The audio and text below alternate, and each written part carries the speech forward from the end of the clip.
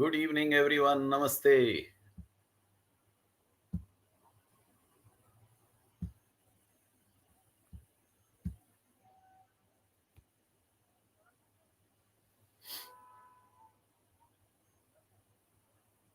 Welcome to this live presentation from Pratibim Charitable Trust. We will begin in a short while from now.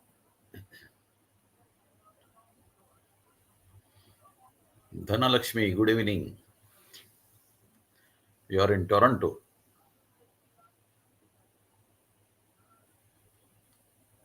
Okay, let's begin. It's 8:30. So today is a momentous occasion for us because here is something which we are attempting new. We have all learned in our Life and Breath program about the human mind. But the dimensions of the human mind are so vast, and the knowledge that is available about the human mind is so great that every time I come across something new, so overwhelming. So, before I go into today's subject, let us quickly have a review of what we have already seen about the human mind. And when I say human mind, it belongs to everybody. It is in you, it's in me, it's in every human being all over the world. So let's see what this human mind is all about.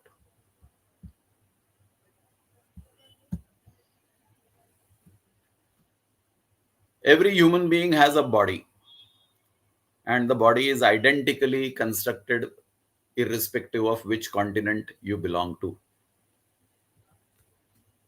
The body has systems, different systems. We have the respiratory system, the digestive system, the nervous system, the excretory system, the reproductive system, so on and so forth. Again, all these systems are identical in every human being all over the world. Every system is made up of specialized organs in specific places. So you have lungs in the chest, brain in the head, and all human beings have the location of the organs in exactly the same place. All the organs of various systems are made up of cells, and these are specialized cells with special designs and special functions. Again, every human being has the same kind of cellular structure. Then the human being is given intellect. Intellect is the power of reasoning, applying logic, arriving at conclusions, taking decisions, and then moving in life according to decisions. Depending on your ability to utilize your intellect, your decisions can be right, your directions can be right, they can be somewhat right, and they can be terribly wrong. Again, it varies from individual to individual, but everybody is given sufficient intellect. We are also given feelings. Now, feelings are of two types. A, they are sensations. So I feel heat, or I feel cold, or I feel a pinprick on my skin, or if I step on a thorn, I can feel the prick of the thorn. And it doesn't matter who you are, where you belong, what language you speak, what level of education you have, what is your status in the society, what is the color of your skin, what is the religion you follow. Everybody has the same sensations. We also experience emotions. We experience joy, we experience sorrow, we experience anger, we experience greed, we experience compassion, we experience love. And all these emotions are, again, identical anywhere in the world. So every human being is structured physically and mentally identical.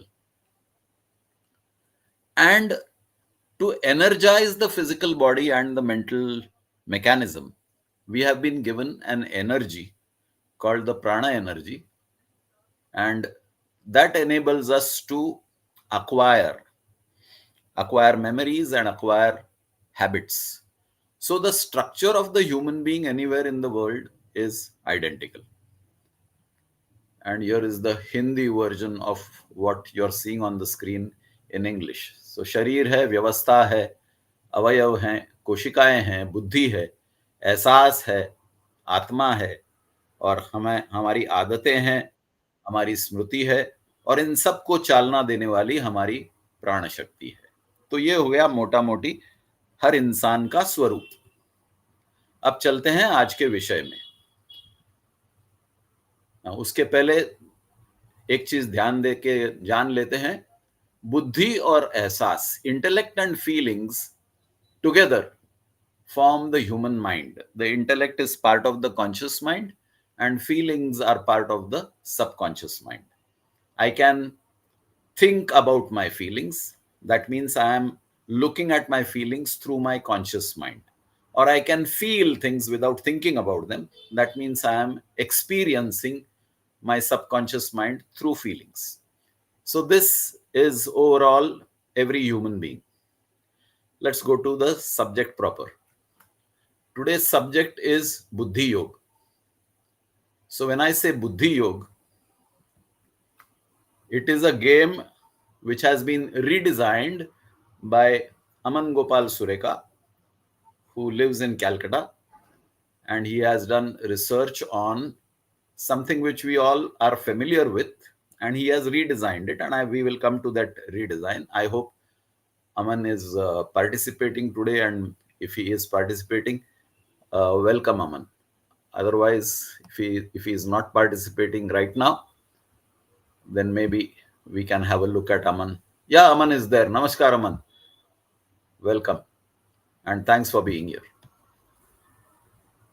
The game that we are familiar with and most of us have played in the childhood is Snake and Ladder.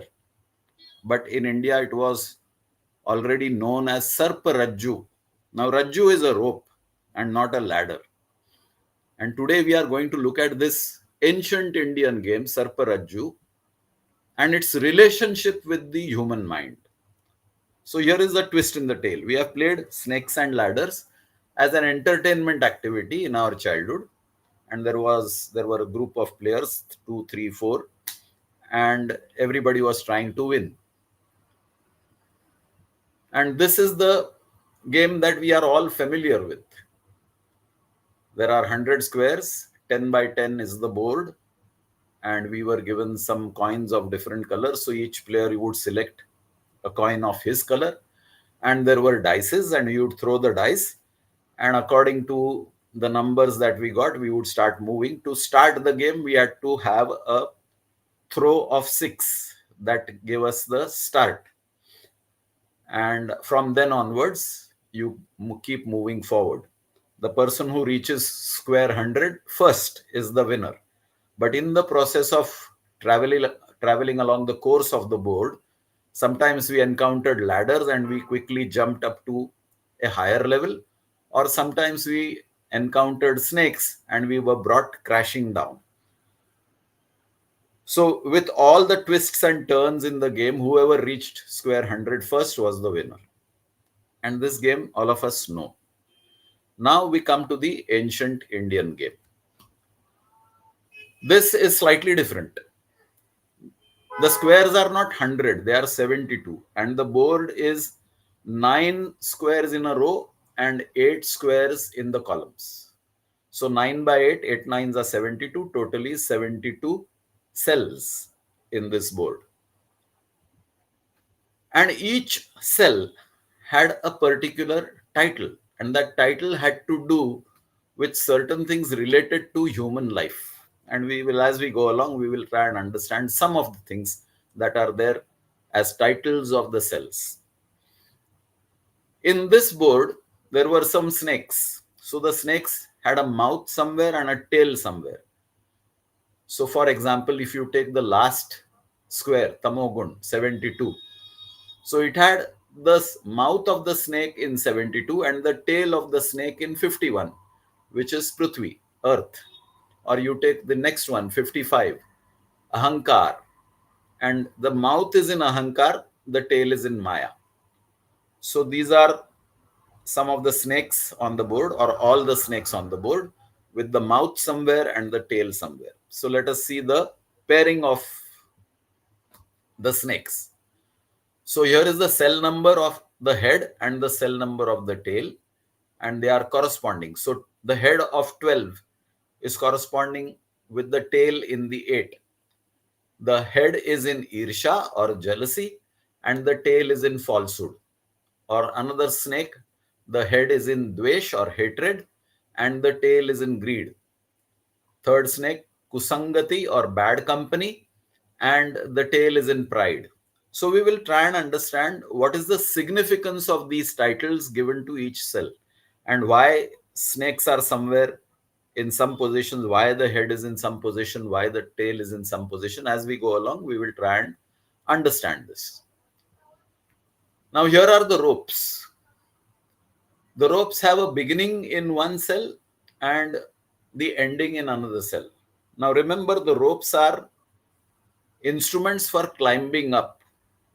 In the ancient Indian game, there was no ladder, there were ropes, snakes, and ropes. Now, there is a significance behind this rope instead of a ladder, and it has to do something with the human mind, which can get easily deceived. So, suppose you are walking in the dark, and remember, we are talking of ancient India, and there was no electricity, there was no easy light available. People were carrying lanterns if they were walking from one place to another, and the lantern had a very limited span to light up the path.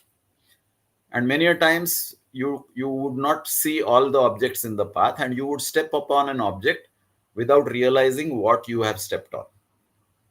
So you suppose you stepped on a coil and you didn't see what that coil was. So in your mind, you probably got a fear that you might have stepped on a snake, and then you brought the light on the object on which you have stepped, and you discovered, oh my god, it's not a snake, it's just a rope. And I got disillusioned into believing that I must have stepped on a snake. So therefore, the significance of Rajju, the rope, and the snake in this game. So here is a delusion of the mind, or the ignorance of the mind in the darkness, and that ignorance is dispelled in the light. So there is ignorance is equal to darkness, and knowledge is equal to light. So here is a connection of the rope and the snake factor in this game. Most of us get deceived. Most of us get deceived many a times because we are ignorant, and many of our decisions are formed based on ignorance, and therefore our decisions go wrong. So sometimes we see somebody not communicating with us for a long time, so we are wondering whether that person is angry with me, or whether the person doesn't want to communicate with me, and then I start creating stories or narratives in my mind, and probably that relationship then gets soured. Why? Because I didn't have the knowledge, or I didn't have the courage, or the um, fortitude, or even the openness of my mind to go and ask the person, what is wrong? Why are you not communicating with me? So that the air could get cleared. But many times we jump to conclusions in the absence of the truth, and that's how our life goes haywire. So here are some ropes which enable us to climb up. So let us see some of them. So you'll see on the screen, you will see square 17, which is saying Daya, and it leads to Brahmalok.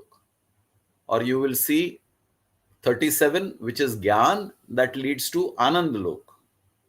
So the ropes are enabling you to climb to a higher level. So we will see the significance of that also.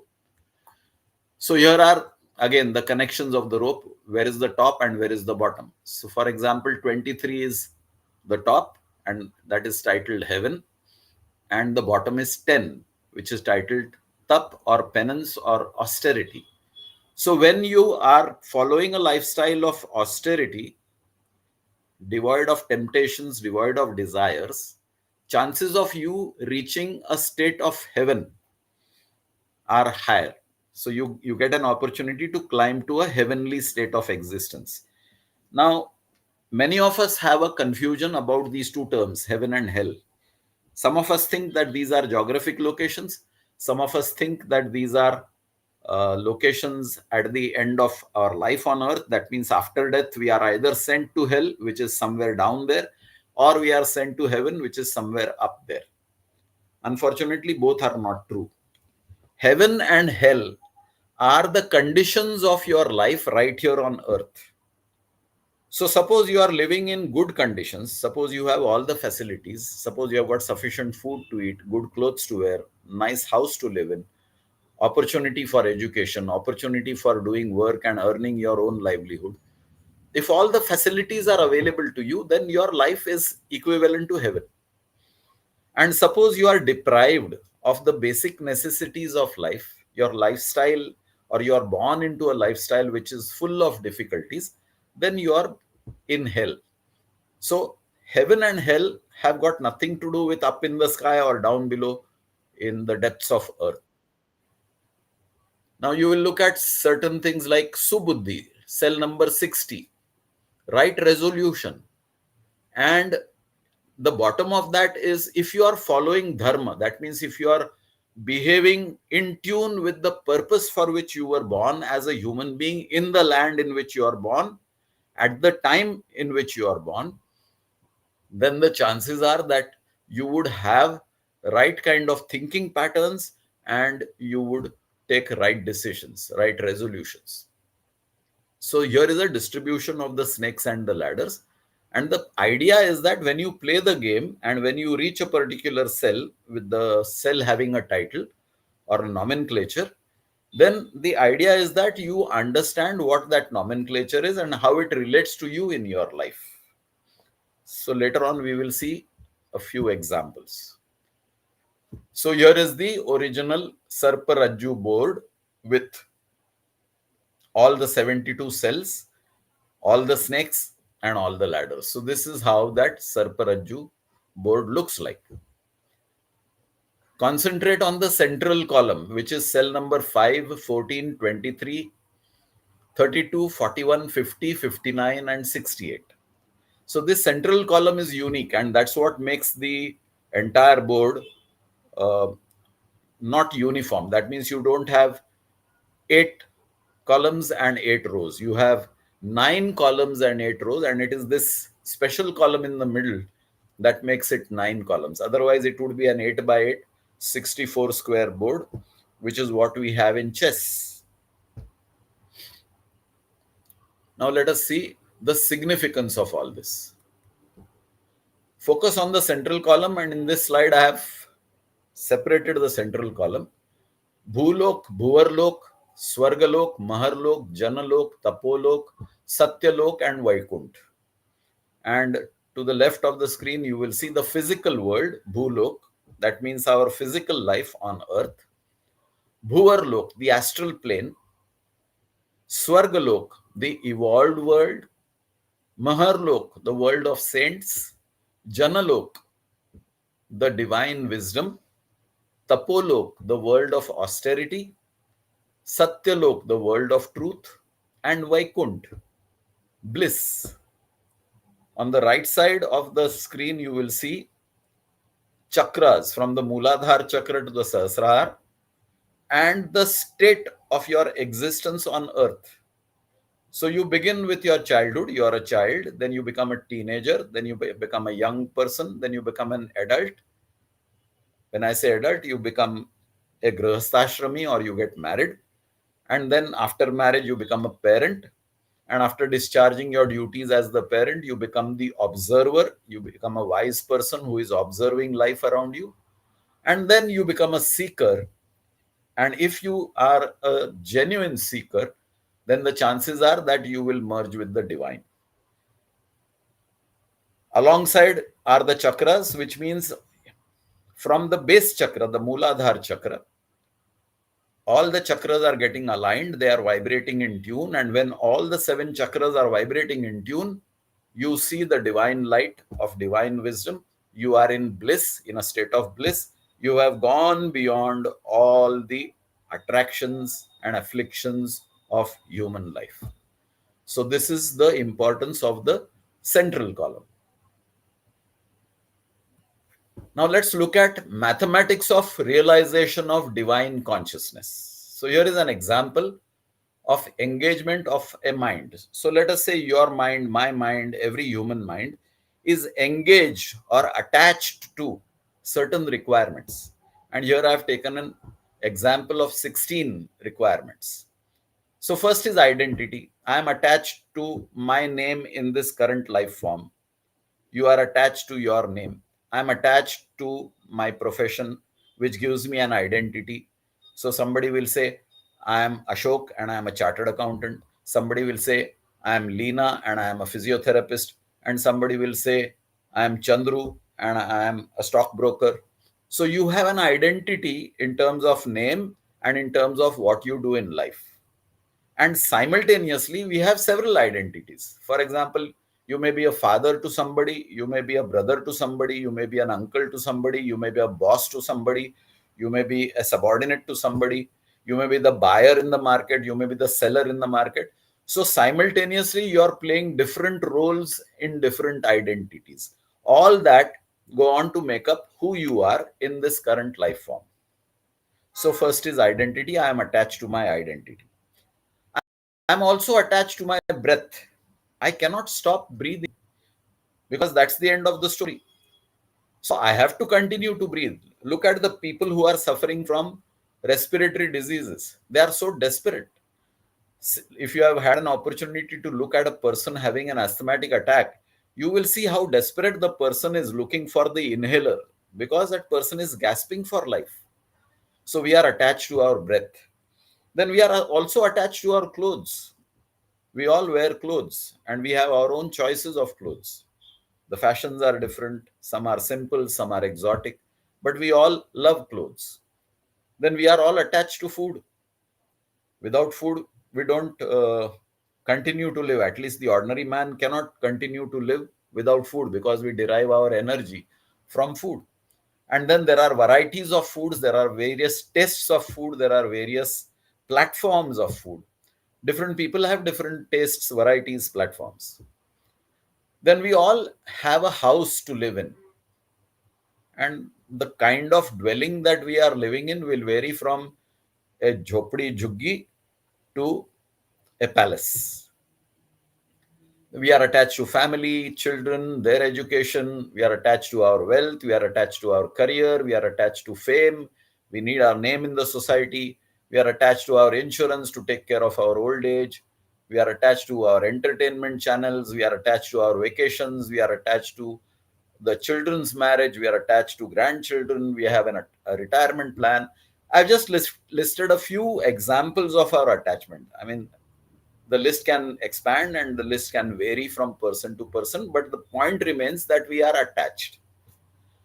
So if my consciousness is equal to 1 and is divided over these 16 issues, then the percentage consciousness per topic or per issue is equal to 1 divided by 16 multiplied by 100 is equal to 6.25% per topic. So my consciousness is now divided into 6.25% per subject.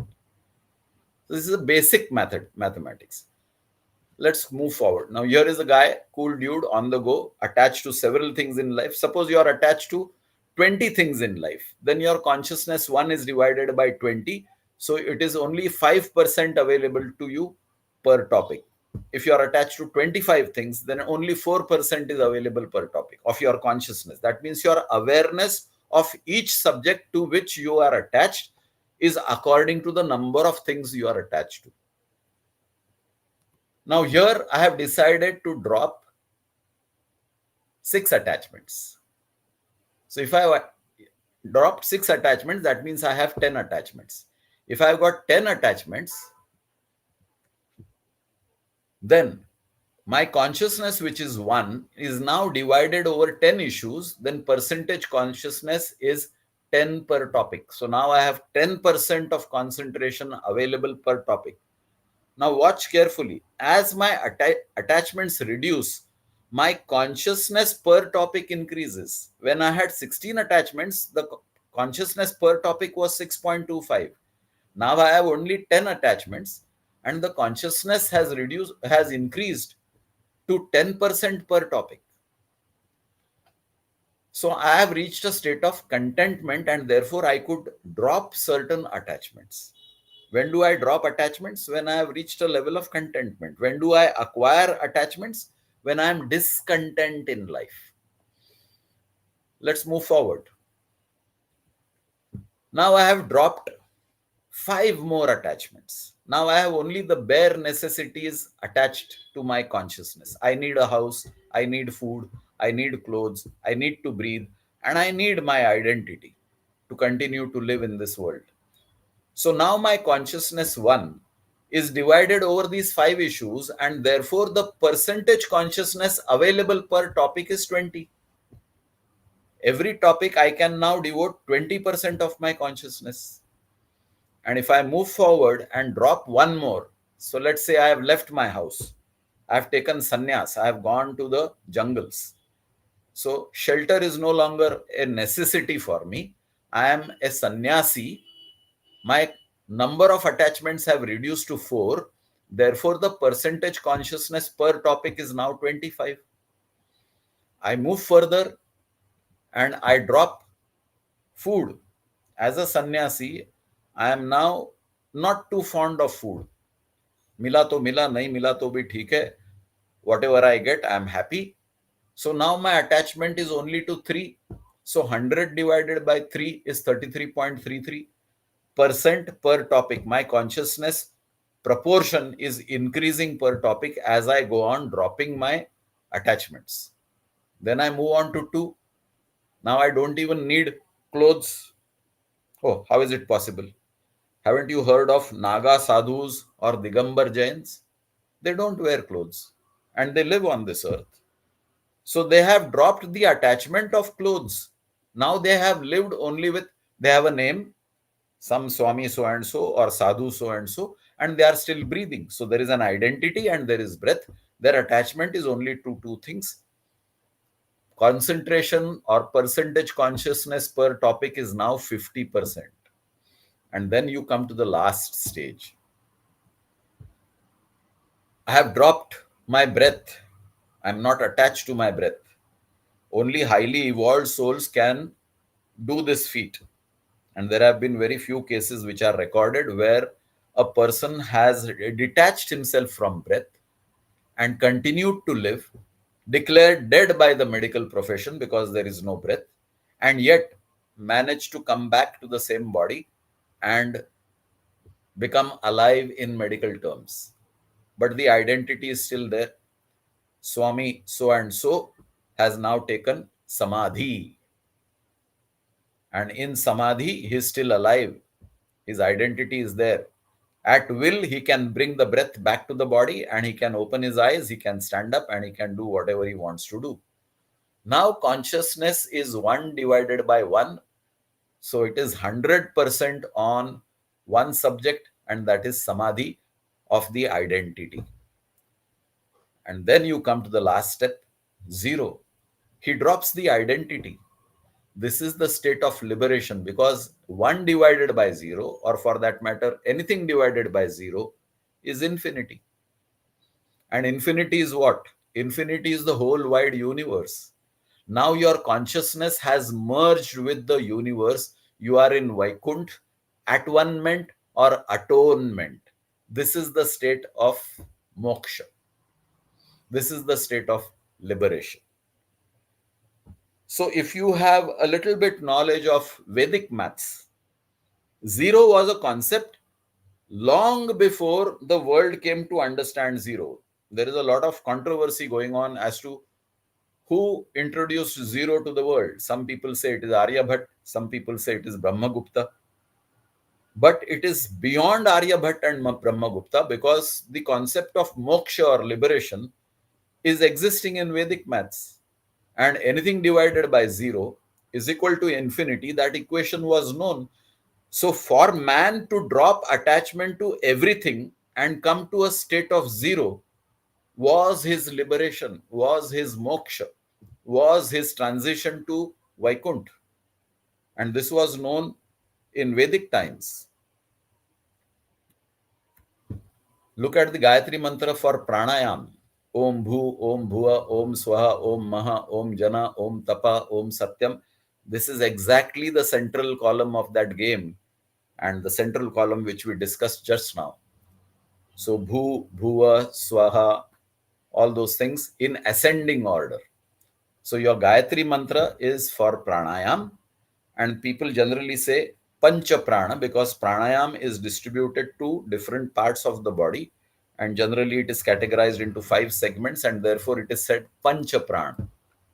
So whenever you do pranayam, this is the mantra that is recited to facilitate the flow of prana at different levels in your physical body. So just bringing the same board back on the screen so that you can have a look at the central column. Bhulok, Bhuvarlok, Swargalok, Maharlok, Janalok, Tapolok, Satyalok, and Vaikunt.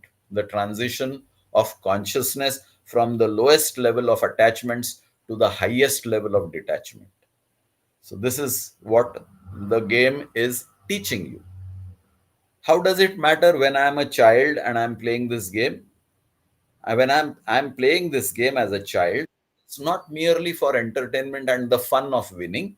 It is also for learning what all happens in my life, and that is what we are trying to now see in the next few slides. So the first row from square 1 to 9 is the stage of the child, and I'll go back to the slide so that you can have a look.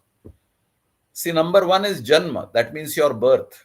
2 is Maya, 3 is Krodh, 4 is Lobh, 5 is Bhulok, 6 is Moha, 7 is Abhiman, 8 is Mithya, and 9 is Kam. So let's have a look at what these cells mean. The first stage is that of an attention demanding, selfish baby, self centered. The baby is extremely demanding. It is also the 6 enemies of man, the 6 emotions that make us weak. And because the baby is demanding and all the demands of the baby are being met by the elders surrounding the baby, the child starts developing the consciousness of entitlement. I am entitled. And therefore, all the weaknesses that start revealing as an adult or a youngster start taking root at this stage. Again, I'll go back to the board. Have a look. Maya, attachment. Maya is attachment. Krodh. Krodh is anger. Babies throw tantrums. Lobh. I want. I want. Yeah, babies are not very ready to share whatever is there with them. My doll, my chocolate. Moha. I want more. Give me more. Abhiman, the sense of self or the sense of identity, the sense of being insulted or the sense of being showing resentment if some adult scolds the baby. Mithya, all the things that seem attractive attract the baby's attention. A brightly painted or colored toy, a doll, or a car is very attractive, but they are all fictitious. They are not going to remain with that baby during the lifetime. The toy is there for 4 months, 5 months, 6 months, 1 year. After that, the toy loses its value. And then the last cell is Kam. Kam is lust. Now the baby is transiting into a stage of hormonal development as an adolescent, going to the next level. 10, 11, 12, 13, 14, 15, 16, 17, and 18. That is the level of the teenager. And that's where the hormonal changes start happening in the baby, and other factors now start coming in. Beginning of this is the hormonal change, which leads to intense physical desires. So let's have a look at the traps that the childhood creates for babies. Why this is important? This is important from the point of view of parenting. If the parents understand this, then they will take care that all these negatives are minimized as the baby is growing up into teenager.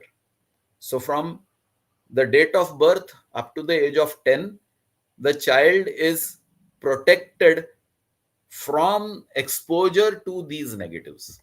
Maya is a world of illusion, the world of duality, appearances versus the truth. At its peak, Maya leads to ahankar. Why do I say at its peak, Maya leads to ahankar or arrogance? Go back to the slide. You will see cell number 2, which is Maya, and there is a tail of the serpent. And where is the head of the serpent? in cell number 55. And what is the title there?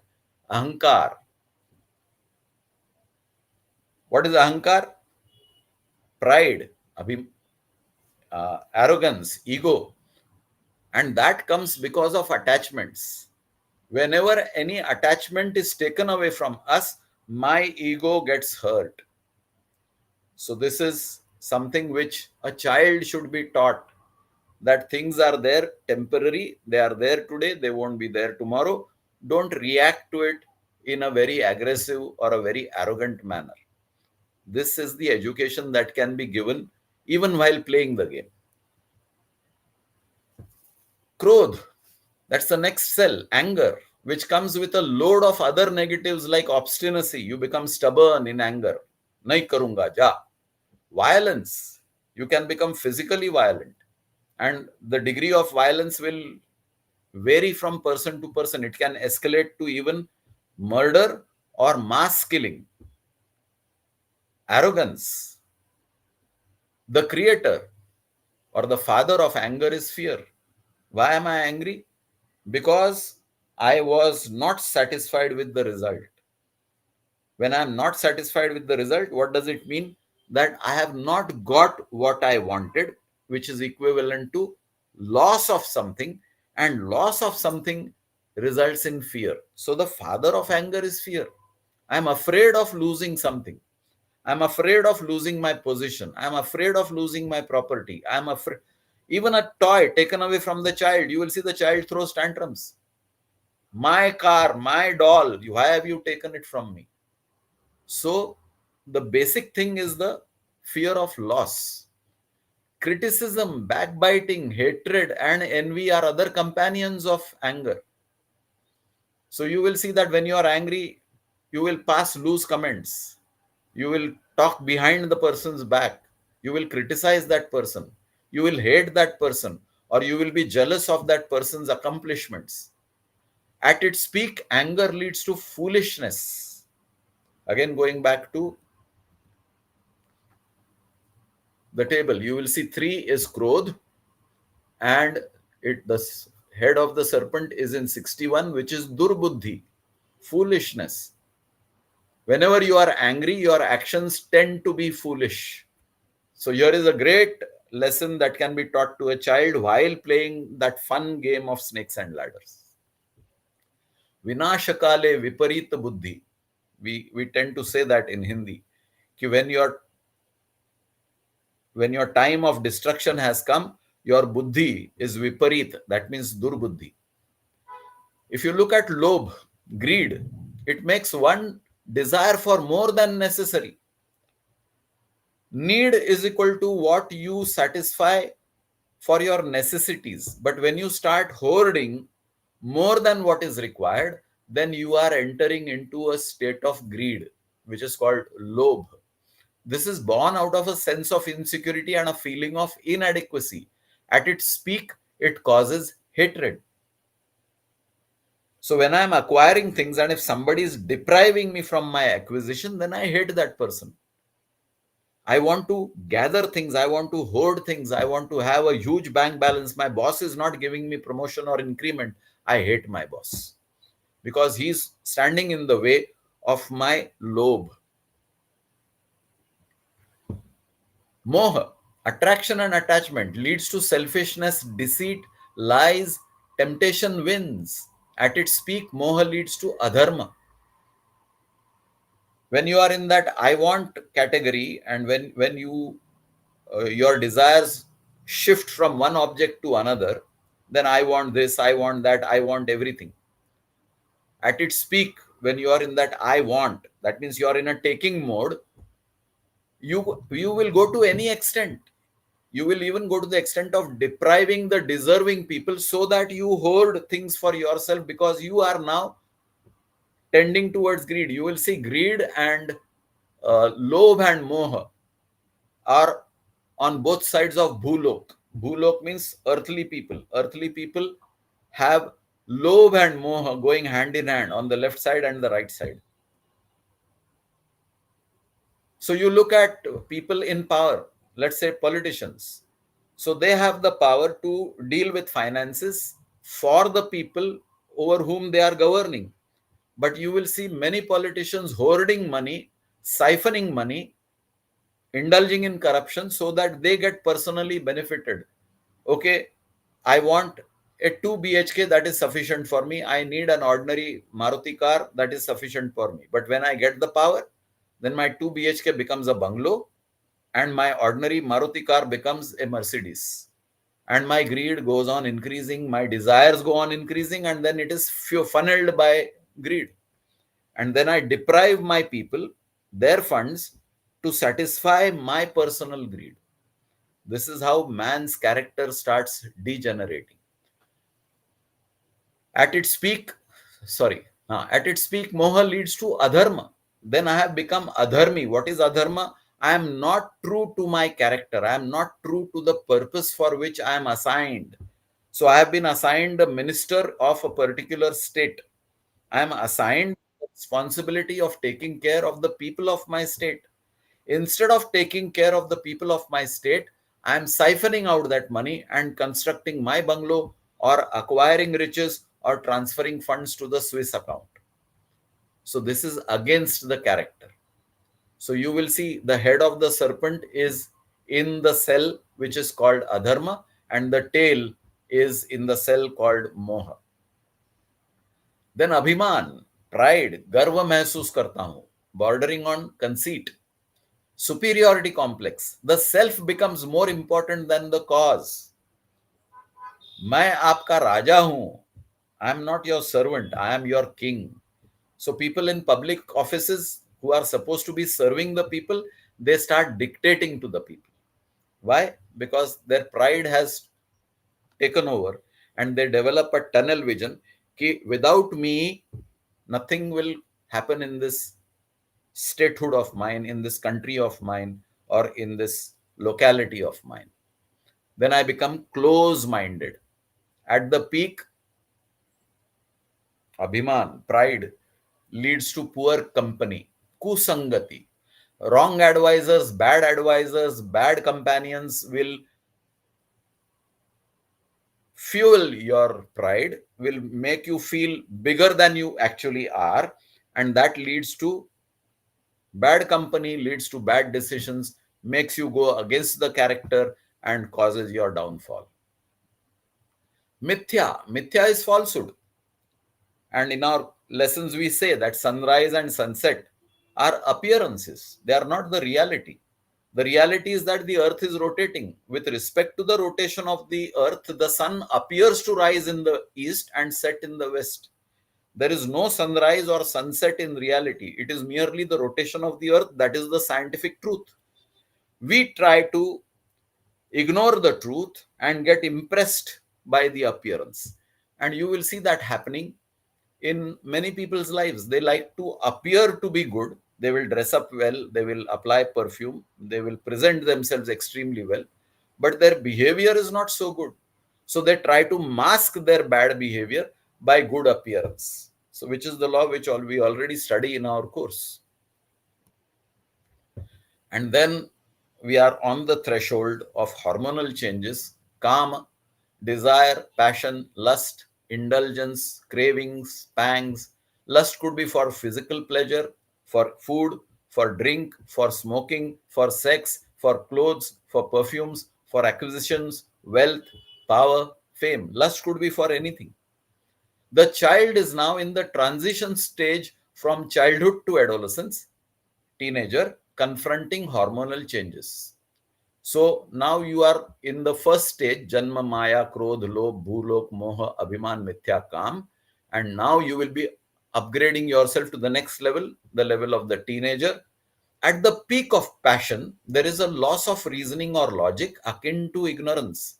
And ignorance is avidya.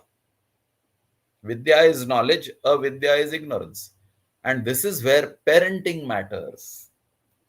This is the delicate time where parents need to be extremely watchful over what is happening to the child who is transiting from childhood to adolescence, where the hormonal changes are happening and the child starts becoming secretive. The child starts to acquire knowledge from the outer world hiding things from the parents or the elders in the house, and probably getting misled. And this is where parents have to be extremely careful. So look at the second row. Tap, Gandharva, Irsha, Antariksha, Bhuvarlok, Nagalok, Dvesh, Daya, Harsh. Now, if I start describing each and every square in detail, the presentation will take a very long time. So I'm only going to take some salient features. So look at this. If you see the bottom cells, there are no ladders. There is no direct entry into the upper layer because you have to go through the grind of childhood to understand what is right. And in our course, we talk of right understanding.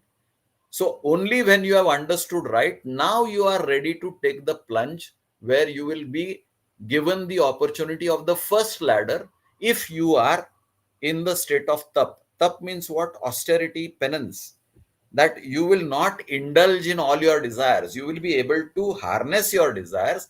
You will be able to forego a lot of things for which you have a temptation, desire to acquire. When you do that, eventually you will be led to a higher level, which is called Swargalok. So your conditions of life will improve when you learn to deprive yourself. You look at children whose parents give them everything readily. The children do not cultivate the ability to fight out things in life and earn things in life. Yesterday and today, we had that beautiful example of Yashasvi Jaiswal scoring a double century. And people are talking about his background and how he came as a 14-year-old from his original state and spent life on the streets of Mumbai selling pani puris, sleeping on the cricket grounds, not having a proper place to rest, not having proper clothes, not having proper food. And despite that, he overcame difficulties, and today he is at the pinnacle of glory. And children who have affluent parents, loving parents, caring parents who pamper them, the children will say, आज मुझे काम नहीं करना है. I am taking a break for 4 months. बहुत हो गया, I am tired. You will see these kind of disparity, that children who are blessed with all the belongings do not want to work hard. Children who do not have things, they are struggling to make their life work. So here is a ladder which says tap to Swargalok. There is another ladder which says Daya, and it takes you directly to Brahmalok. Watch the people around you. Very few people have sympathy, empathy for fellow human beings and animals. If there is an accident on the road, the human being will run away saying that इसमें मैं involve हो गया तो police will be asking me lot of questions. कौन झंझट मोल लेता है, तेल लगाने गया, जिसका भी है वो संभाल लेगा, मैं निकल जाता हूँ. So there is no daya, there is no sympathy, there is no empathy, there is no feeling from inside that I should help others. That feeling, if you cultivate that healing, you will be taken directly into, because you are now thinking not only of yourself, you're thinking of other living beings. You're thinking of the planet, you're thinking of the plants, you're thinking of the rivers, you're thinking of the animals, you're thinking of the human beings. So you are categorized as a world leader or a Vishwa Guru, and you go straight into consciousness of Brahmalok. So these are the two ladders that are available to you. As a teenager, you will see that teenagers are very idealistic. They are not yet corrupted by society. They have not yet become fully selfish. Teenagers are willing to help. Teenagers will be the first people who will run in times of calamity. And you will observe all this in people around you.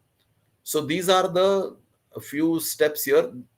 There is one snake here which has a mouth in cell number 12, that is Irsha or jealousy. There is another snake here which is in cell number 16, which is Dvesh or hatred. And these are also two very strong emotions that cultivate in a teenager. When a teenager sees his friends getting more than what they are getting in life, there is a tendency for hatred and jealousy. So if the parents are not careful in guiding the child, who can be misled into hatred and jealousy, then the child will come crashing down, swallowed by the snake. So let's look at the second row, 10 to 18. Experiences of an adolescent as a teen. The realm of fantasy. Nagalok is a realm of fantasy. So as a teenager, there are a lot of fantasies. You're daydreaming. Puberty, an attraction for the opposite sex, enveloped in the perception of sensory organs. You develop aesthetic sense and an interest in fine arts. At that stage, some teenagers would like to explore languages. Some teenagers like to explore art. Some teenagers like to explore music or dance or some such skill. So there is an aesthetic sense that is now developing in that teenager. And this is the first level where you are introduced to ladders and snakes of the game. Tapa or abstinence is a process of controlling sense organs or indriyas through willpower. And if you cultivate a strong willpower, it will enable you to conquer a lot of difficult situations as you go along in life. This is also the second chakra, the Swadhisthana, located near the sex organs. So Mooladhara chakra is in the childhood. The Kama is getting activated. When the Kama is getting activated, two things can happen. I can get misled into satisfaction of desires, or I can overcome my desires and become a disciplined individual in control of myself. Continuing with the second row, the first ladder from tapa, austerity, to Swargalok, and from daya, empathy, to Brahmalok, celestial realm. The first snake from mithya, jealousy, no, not mithya, from irsha, which is jealousy, to mithya, falsehood, and from dvesh, hatred, to lobh or greed. Then there is a period of infatuation and confusion. So many people mistake infatuation or attraction as love. So there is a lot of confusion. And then you will see adolescents and teenagers confused. मैं इसको love करूं कि उसको love करूं. And 14th February is a big day of confusion where 25 greeting cards are sent to 25 different people. So the teen must be guided to restrain self-control by practicing tapa or austerity. This is where instilling self-discipline takes an important step from the parenting point of view. Let's go to the third level. The third level begins with 19 and goes to 27. Establish identity and associate with a group or ideology. So now you are in the stage of going to college or graduating from college, and you have now an identity. Oh, I have become a lawyer, I have become a doctor, I am training to be a manager, I am in management schools, so on and so forth. Tone down the ego through paramartha. So now you realize that you are not living only for yourself, because as a child and as a teenager, it was mostly about yourself. Now you are in the world of doing service. So if you are an employee, you are giving service to your boss and the company or the organization in which you are working. And if you are a businessman, you are giving service to the society with whatever goods or services you are dealing in. And it is selfless service, which unfortunately you are not witnessing today. You are witnessing selfish service, because it is make the most profit in whatever opportunity you are getting. So that is not selfless service. You make profit to sustain your life, and there is that thin line between need and greed.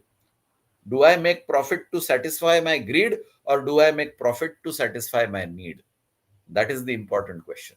So the dharma is conscious and stateless action. It is my dharma to be useful to the society. I am now reaching that adulthood stage or the youth stage where I am going to embark in my adulthood life, where all these factors of working for the society come into play. That's why you will see that all politicians use the youth for their interest by selling stories about how their ideology is for the nation. आप आपके देश का भला चाहते हो, मेरे साथ आओ और ये करो. And that's how the youth gets misled. Paramarth is param artha. Param means everybody, और उसके लिए जो करना चाहिए, that should have a meaning. Artha is meaning. Artha is also finance. Paramartha is also elevation of the society around you. Besides my personal growth, there should be growth of people around me. And for that, if necessary, I should have the ability to give dan. Dan is not necessarily money. Dan could be your time. Dan could be your energy. Dan could be your sympathy. Dan could be an opportunity you give to others. Dan can be in any form. But at this stage, you are vulnerable to kusangati, because in youth, you are highly influenceable, and bad people can influence you, and you can get attached to bad company. The third chakra, Manipur, is located at the root of the navel. And what is navel? Your connection with your mother, your first dissociation from your janani and association with earth. That is the navel. Mastering this chakra gives the practitioner the power of healing. That is why sometimes you say that if you pay attention to the navel, if you keep your navel well lubricated with some specific oils, 72,000 nadis get activated and your body heals. Separate science, I'm not discussing that science here. The third row of the youth, if we continue, an exciting period of career development. Karma Yoga is part of that level. Generosity, dan, penance and sacrifice, prayashchitta, to uphold dharma, the purpose of existence in that form, in that era, in that place. The danger areas are bad company, friends and associates, kusangati, and worries, chinta. You will see that the youth is worried about finance, worried about future, worried about career, worried about family life in the future. There, in this level, there are three ladders, Dan, Dharma, and Paramatma, which elevate you to Maharlok, Subuddhi, and Tapolok. While there is only one snake, and that one snake is a terrible snake of bad company, Kusangati, that brings you down to inflating your ego, developing arrogance, pride, abhiman. Then we go on. You can have a look at the third row again. Karma Yoga, Dan, Prayashchitta, Dharma, Swargalok, Kusangati, Susangati, Chinta, Paramartha. Then you go into adulthood. And that starts with 28 to 36. And you have Sudharma, Adharma, Uttamgati, Yakshalok, Maharlok, Gandhalok, Rasalok, Narak, and Spashta Chetana. So let's see what this is all about. You become a responsible person now with a family. You're a married person, a home builder, mature enough to become one with an unknown another. In this stage, you experiment with balance. When you marry and you bring in another person into your family, or you go into another family, you have to now acquire a balance, because you are accustomed to a particular lifestyle. Now you are associating with somebody who may not have your lifestyle, so there has to be a lot of adjustments, so that there is balance, peace, harmony in the family. Try to rectify past mistakes. Sudharma, one's own dharma, acceleration forward, while adharma, actions inspired by material physical attachments, pulls you to the lowermost level. Reevaluate, relearn, and reinitiate your journey from moha. Put good habits into practice that will give uttam gati to your life. Have faith in nature spirits, yakshalok. There is a nature around you, there is vibration around you, there is an energy around you. Have faith in the energy working for you, and indulge in the essence of taste, smell, and pure sound. Utilize your senses, make your senses sharp, so that your acquisition of inputs from the surroundings is of the appropriate nature, and you acquire knowledge instead of ignorance. It is related to the fourth chakra, the anahata, which resides in the heart. Heart is a symbol of emotions and feelings. You start feeling for the world. You start feeling for the family. You start feeling for the people around you. So that is adulthood. There is one ladder in this stage, or in this layer, and it is called Sudharma, which leads you to Tapaloka. So if you are following your dharma, if you are doing your duties for which you are designed, you will satisfyingly enter into a stage at a later stage in life, where you will now be in a state of meditation, the state of austerity, the state of sannyas. Sannyas doesn't mean you have to go to the jungle. You can remain in your house and become a sannyasi. In this stage of life, there is also one snake, adharma. which means temptations and lust. अरे थोड़ा bribe दे दे, थोड़ा corruption कर ले, तेरी तरक्की हो जाएगी. These are temptations to which many people succumb. And that is why they crash down into the mire of lust. And this lust is never satisfied, which increases, and with the increase, your adharmi activities also go on increasing. You can create hell out of life, or you can accelerate spiritually, uttam gati, by cultivating good habits, restrain temptations, and acquire balance and maturity, spashta chetana. When your body and mind is purified, your soul is also purified, and you become aware or conscious of that purity in your life. The next stage is that of the parent. The path of this stage starts with gyan, knowledge, because now you have to teach your children. So you have to teach true knowledge. You can't teach fictitious knowledge, or you can't pretend to have knowledge. Otherwise, you will spoil your children. And ends with suvidya, apt or right knowledge. Gyan accelerates you to Anandalok. When you become knowledgeable, you become happy. There is joy in acquiring knowledge, which removes the darkness of ignorance and lights the lamp of wisdom. The home of Brahma, Lord of supreme knowledge. Suvidya raises you to Rudra Lok. Rudra Lok is the place of Shiva, the doer of cosmic good. So when the third eye opens, all the mithya vanishes.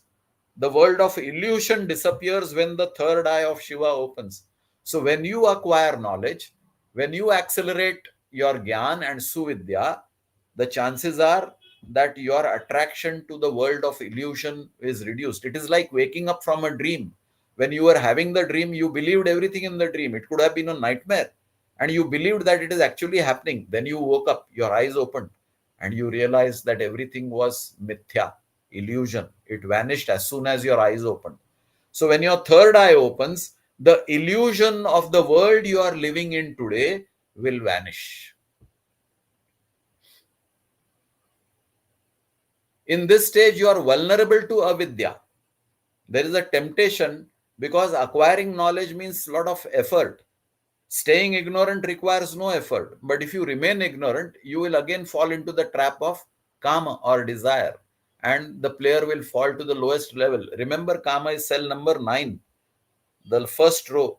You will fall down to that lowest level. You have reached the fifth level, and the fifth chakra is Vishuddha, residing in the throat. Vishuddha also means Shuddhikaran of the word. First, there was the word was with God, the word is God. So, when your language becomes Shuddha, your actions become Shuddha, your conduct becomes Shuddha, your life becomes Shuddha. Fifth row, 37 to 45, parent continues. As a parent, the responsibility rises and role of an instructor or trainer becomes more predominant. This stage begins with knowledge, Gyan, and ends with perfect of or right knowledge, Suvidya. The ladder from Gyan leads to Anandlok, and Suvidya leads to Rudralok, where all illusions vanish. One snake, danger of ignorance, calm, leading to desire. Sixth row is the observer. Now you have done all your worldly duties. Now you are looking for spiritual progress. You want to become wise in the divine realm, for which lot of penance is required. Like you saw, मैं घर छोड़ के संन्यास में गया. घर छोड़ के मतलब I don't have to physically leave my house. I have to mentally detach from my household duties and pursue higher spiritual knowledge. Relevance to our course, from life and breath, I advance to limbs. Seventh row is the seeker of truth. So I go through limbs successfully. That means I put in lot of effort to understand the knowledge that is imparted to me in limbs 1, limbs 2, limbs 3, limbs 4, the advanced course of Pratibhin. I am intrigued by the cosmos. I am intrigued by the riddle of the universe, which is about me. I am now solving it. I am trying to see how I fit in this world. What is my role in this world? I learn why men die, why they are born, and why they live. All those things become clearer as I enhance my studies in the advanced course. And finally, the eighth row, 64 to 72, is the row of the divine, which takes a lot of effort, which takes a lot of time. Not many people succeed in reaching there. But if we have elevated ourselves to the seventh row or even the sixth row, chances are that we will be encouraged to enter into the eighth row sometime in the future. There are several squares in this board. I'm just touching upon some squares. So there are three rivers, Ganga, Yamuna, and Saraswati. Ganga flows in the north of India. So north of a human being is the head. So the flow of knowledge and prana energy is continuous. That is the symbol of the Ganga. And Ganga is a symbol of purity. When there is a flow, there is a chance of removing the impurities and taking them to the sea. Ganga Snan is considered to be very pavitra, holy. This is the symbol. Your north, that means your brain, your thinking capacity has to be purified with the continuous flow of knowledge and prana energy through continuous intake of prana by practicing pranayama. Yamuna is associated with Krishna consciousness because the entire life of Krishna was alongside the Yamuna river. What is Krishna consciousness? The consciousness of the divine. Saraswati is associated with knowledge, music, and fine arts. Saraswati is a short river which disappears. So, if you are not careful, your knowledge and your skills will disappear. So, you need to be constantly in the field of knowledge and practice. Otherwise, your knowledge and skills will disappear like Saraswati river. Ganga, Yamuna, and Saraswati are symbols. In the spiritual world, they are symbols of the Ida Nadi, the Pingala Nadi, and the Sushumna Nadi, the negative channel, the positive channel, and the central channel in the spine leading from Mooladhara Chakra to the Sahasrara. Then you will see certain squares which have Lok. Lok is a realm. Bhulok, Bhuvarlok, Nagalok, Swargalok, Yakshalok, Maharlok, Gandhalok, Rasalok, Janalok, Tapolok, Jalalok, Vayulok, Tejolok, Satyalok, Sukhalok, Tamaslok, Prakrutilok, Dushkrutalok, Anandalok, Rudralok, Brahmalok. Lok is a realm, Lok is an experience, Lok is an ehsas of the surroundings. So in each surrounding, there is a different experience. In earth, you will see 5 words are written in blue. They are the Panchatatvas.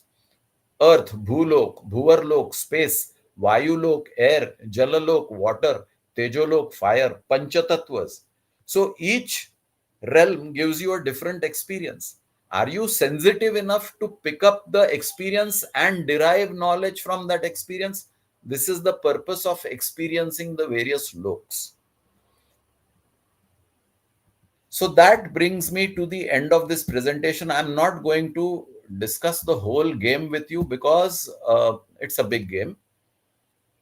The idea of presenting this subject to you was to enable you to understand that while playing the game, and you should play it multiple times, as we did play Snakes and Ladder multiple times during the May vacation, either with friends or with cousins and brothers and sisters, or including parents. But we played the game purely for fun. Who wins? Aaj main jeeta, kal tu jeeta. And there was thrill in winning. But here, this game is also not for winning, but also for understanding what you are doing. So suppose I'm playing this game with 4 of you today, and one of us, we target one person and monitor his progress. So let's say he has gone to 2 cells in level 1, 3 cells in level 2, 2 cells in level 3. So whichever cell this particular partner of ours visits on that particular day, the entire group of 4 people should discuss the salient features of the cells visited by this particular person today. So we acquire knowledge of those cells visited by this person. Tomorrow we play the game again, maybe the same participants or different participants. Again, select one individual from the group of 4 or 5 who are playing the game. And whichever cells that person visits on that second day, let us explore the cells in detail. So by the time your entire May vacation is over, a period of maybe 30 days, and if you're playing for almost 20, 25 days in that May vacation, then you have probably got the opportunity of exploring all the cells on the board and acquiring knowledge of all the cells and significance of those cells in your life.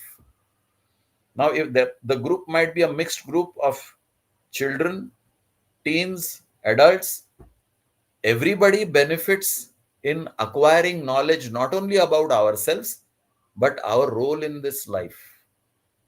And this is the beauty of the Indian game Sarparajju, which was copied by the invaders, the foreigners, the Britishers, converted into a simple game of entertainment called Snakes and Ladders. And the educational value and the learning experience got sacrificed. Aman has done a great job of reviving this. I think he's also dealing with the ministries in India, trying to reintroduce it in schools so that this aspect of education can be brought back into the lives of young children. Today, the temptations and the attractions are numerous as compared to 25, 30, 50 years ago. And the chances of the youth getting misled is very high. So compliments to Aman for doing this great job. Aman also has a website on which you can place the order for a board. The physical board can be delivered to you. There's a small payment for it, and you can acquire this board and enjoy the game plus the learning in your own house with your own people. I believe there is also an app which can be downloaded on your mobile, and you can have access to the same knowledge of all the squares with a write up of whatever cells mean. You can expand your knowledge by going through other texts that are available online and enhance your physical learning and your spiritual learning. So I'm happy that we had this opportunity of exploring a new subject. Once again, thanks to Aman for this beautiful knowledge. And thank you, all of you, for taking the time on a Saturday evening to attend this small presentation. Thanks a lot. If you have a question, you can always ask in the chat window and I'll answer it. Or maybe Aman would like to say something, then you can type in the chat window. This presentation will be available on YouTube. So those of you who or your friends and relatives who have not had the opportunity to attend live, this can be viewed separately on YouTube.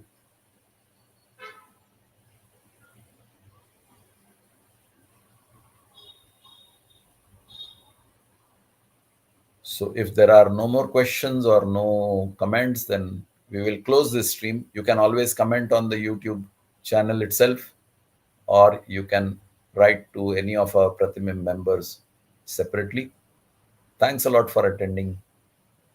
Take care and good night.